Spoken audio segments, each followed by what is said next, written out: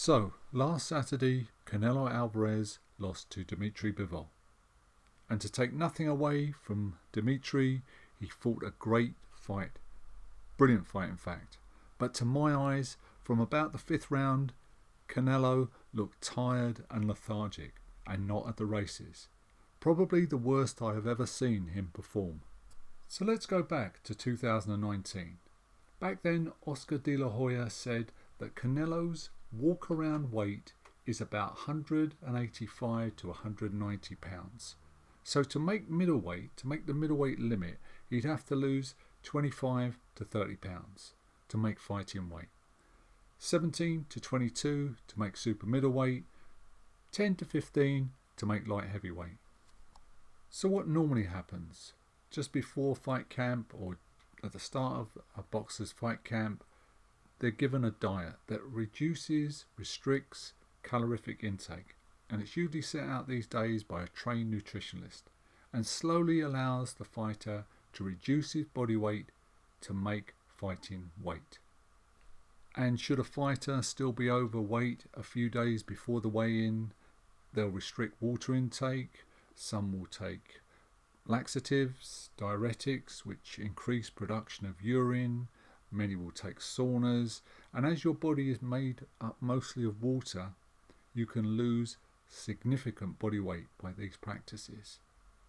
So they make the weight, and you will often see the weigh-ins fighters, after they've weighed in, grab a water bottle to put back fluids, electrolytes in the body, and then off they go to put back some much needed fuel into their bodies. How many times have you seen guys look gaunt and drawn on the scales only to magically transform 24 hours later come fight night? They can often put on 10, 15 or even 20 pounds in that period. Now, this whole practice has always struck me as sheer lunacy, because your opponent is doing exactly the same thing, so little if any advantage is gained. It's more detrimental to put your body through these practices than actually fight at your natural fighting weight. But it is a measure of how highly trained and conditioned these fighters are, that they can put themselves through all these barbaric practices and restrictions and still perform at a very, very high level. Canelo's team has obviously handled his weight loss professionally and scientifically, or he would not have been able to leap around weight divisions as he has done so successfully. But in my experience, it will catch up with you at some point. The constant cycle of restricted diet, replenish, feast, famine, feast, famine. You can only go to the well so many times. Canelo Alvarez. I do 2 months of strict dieting. So after fight night, I go for whatever my body is craving. It's usually sushi, but after that I go home and indulge in a lot of tacos before I have to start getting in shape for another fight.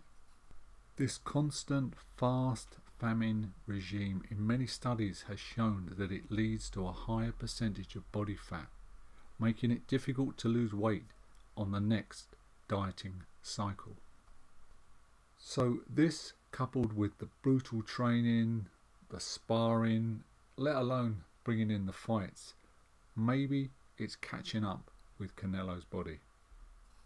Far better, in my opinion, is to follow the regime of Bernard Hopkins, who was always on or around his fighting weight.